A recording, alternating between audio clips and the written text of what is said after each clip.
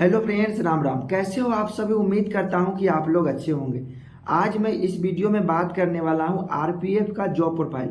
Railway police force की क्या job profile है, इसमें योग्यता क्या मांगी गई है, एज लिमिट क्या होने वाली है, सिलेक्शन प्रोसेस में क्या क्या टेस्ट होने वाली है और इसमें कौन कौन फॉर्म अप्लाई कर सकता है, एज में किस किस को छूट मिल सकती है, ए टू जेड इस वीडियो में मैं बात करूंगा। तो वीडियो को बिल्कुल भी स्किप ना करें और वीडियो के अंत तक बने रहे ताकि आपको रेलवे से रिलेटेड जो भी इंपॉर्टेंट पॉइंट है उसके बारे में संपूर्ण और सटीक जानकारी मिल सके।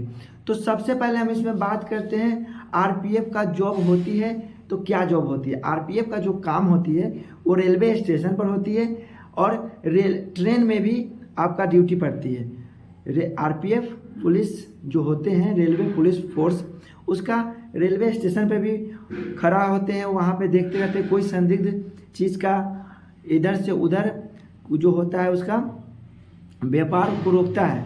जैसे कि आप कोई भी नशीली चीज़ या फिर कोई हथियार या गलत तरीका से जो भी आप अगर उसमें हरकत करते हैं तो उस पर ध्यान रखने का काम जो होता है एक आरपीएफ का होता है। तो ट्रेन में भी रह करके ड्यूटी करता है और स्टेशन पे भी रह करके आरपीएफ ड्यूटी करता है। ये उसका ड्यूटी हो गया। और ये जो फोर्स है, आरपीएफ जो फोर्स है, ये एक स्टेट लेवल का जॉब नहीं है, ये गवर्नमेंट जॉब होती है, एक केंद्र लेवल की एक जॉब है। तो ये केंद्र की जॉब है। इसमें ड्यूटी की बात करूँ तो 8 घंटे की ड्यूटी होती है, चाहे कोई भी फोर्स हो।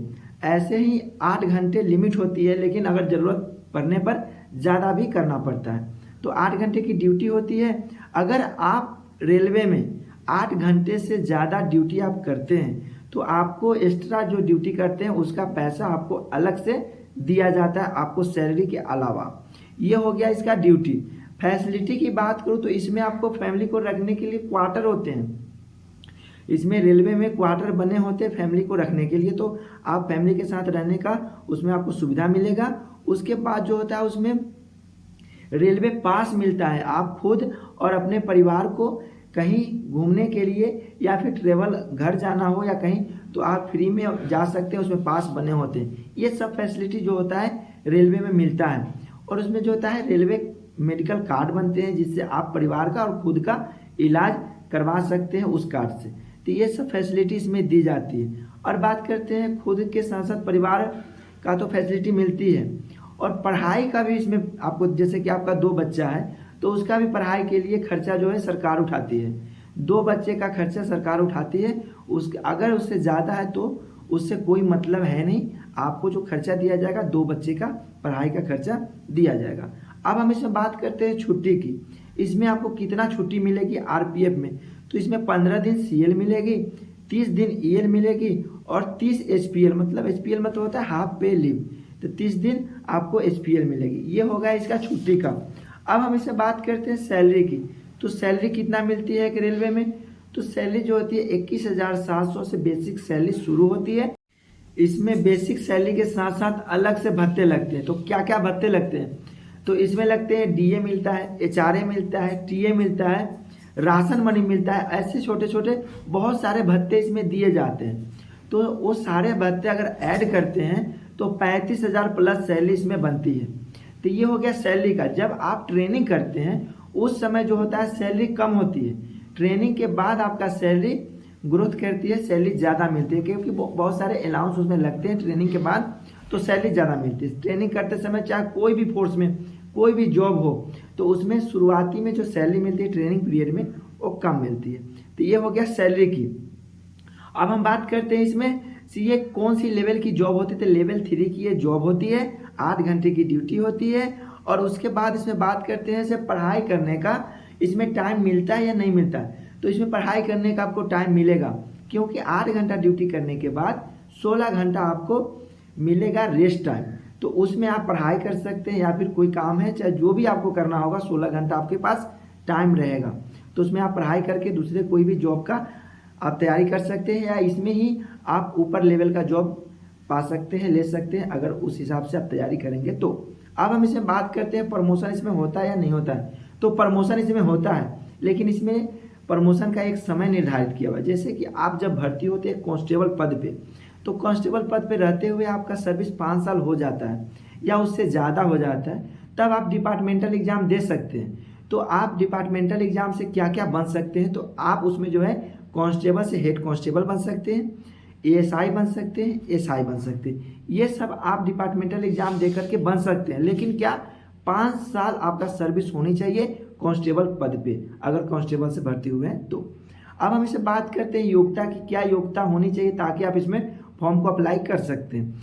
तो इसमें आप 10वीं पास हैं तो इसमें फॉर्म को अप्लाई कर सकते हैं। एज की बात करो तो 18 वर्ष मिनिमम, 25 वर्ष मैक्सिमम एज इसमें मांगा गया है, 18 से 25। इसमें अगर आप ओबीसी से हैं तो 3 वर्ष की छूट मिलेगा, एससी एसटी है तो 5 वर्ष की छूट मिलेगा। और इसका जो सिलेक्शन प्रोसेस की बात करो तो इसमें एग्जाम होगा, फिजिकल होगा, मेडिकल होगा, डॉक्यूमेंट वेरिफिकेशन और छोटा मोटा नॉर्मल तरीका से इंटरव्यू आपसे लिया जाएगा। ये हो गया इसका सिलेक्शन प्रोसेस। अब हम इसमें बात करते हैं एग्जाम जो होगा रिटन टेस्ट, वो कितने नंबर का होगा।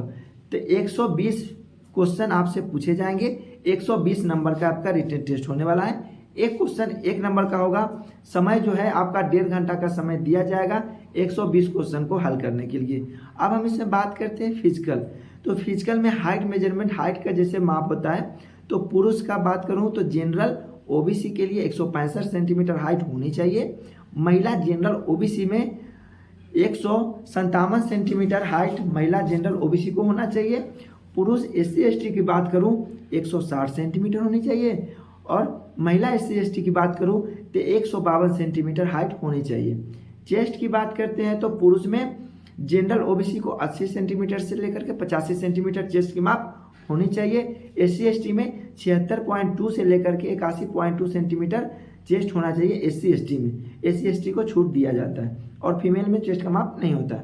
अब बात करते हैं रनिंग। रनिंग इसमें कितना कराई जाती है, तो रनिंग जो इसका होता है 5 मिनट 45 सेकेंड में 1.6 किलोमीटर का रनिंग आपको पूरा करना होता है।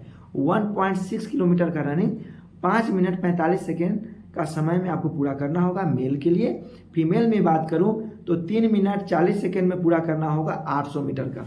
800 मीटर का रनिंग 3 मिनट 40 सेकेंड में पूरा करना होगा फीमेल के लिए। ये हो गया फिजिकल मतलब रनिंग का।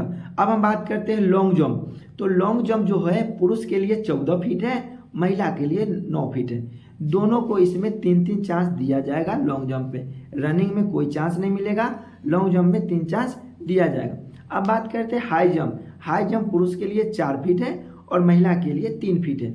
इसमें भी 3 चांस दिए जाएंगे पुरुष और महिला दोनों को। अब उसके बाद क्या आता है, अगर आप high jump, long jump, running ये सब क्लियर कर लेते हैं तो आपको मेडिकल के लिए बुलाया जाएगा। तो मेडिकल में आपका क्या क्या जांच होगा, तो मेडिकल पे जो इम्पोर्टेंट जांच होता है वो आँख का होता है, 6/6 ये सब देखेगा, और कलर ब्लाइंडनेस ये सब जांच किया जाएगा से आपकी आँख में कलर ब्लाइंडनेस तो नहीं है। और उसको अगर आपको कोई भी मेडिकल में गड़बड़ पाया गया, जैसे कोई चीज़ में आपका दिक्कत है, डिफॉल्ट है, तो आपको डायरेक्ट आपको बाहर नहीं कर देगा, आपको रीमार्क देकर एक आपको समय दिया जाएगा से री मेडिकल के लिए बुलाएगा। ऐसा घबराने की कोई ज़रूरत नहीं है, आपको एक समय दिया जाएगा, री मेडिकल में जाएंगे, अगर आप ठीक करके जाते हैं तो आप उसमें पास हो सकते हैं। उसके बाद आपका क्या देखा जाएगा, कान का टेस्ट होगा। जैसे कान का आपका टेस्ट किस प्रकार से होगा, कान में देखा जाएगा आपका गंदगी तो नहीं है, कान का चदरा फटा हुआ तो नहीं, कान बह तो नहीं रहा है, कान से आप कम तो नहीं सुन रहे हैं, ये सब आपका नॉर्मल देखा जाएगा।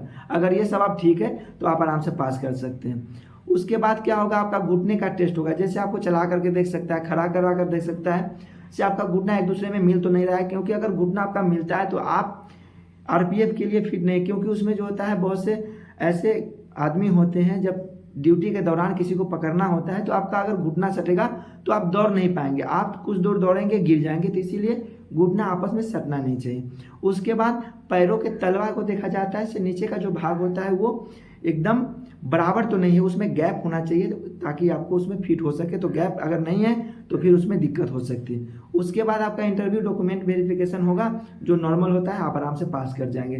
तो क्या क्या डॉक्यूमेंट में आपको ले जाना, इंपॉर्टेंट डॉक्यूमेंट क्या क्या होना चाहिए, तो फॉर्म अप्लाई करते समय जो भी डॉक्यूमेंट लगाते हैं सेम उसी प्रकार से आप डॉक्यूमेंट वेरिफिकेशन में डॉक्यूमेंट ले जाएंगे तो वो चल जाएगा।